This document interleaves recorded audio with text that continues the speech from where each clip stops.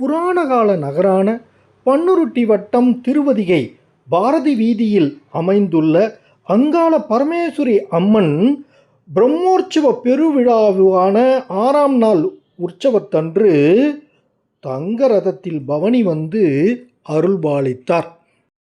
தங்கத்தேரில் பவனி வரும் இறைவனை தரிசிப்பவர்களுக்கு மறுபிறவி இல்லை என்பதும், தெரிந்தும் தெரியாமலும் செய்த பாவங்கள் நீங்கி ஆத்மா தூய்மை பெறும் என்பதும் நம்பிக்கை.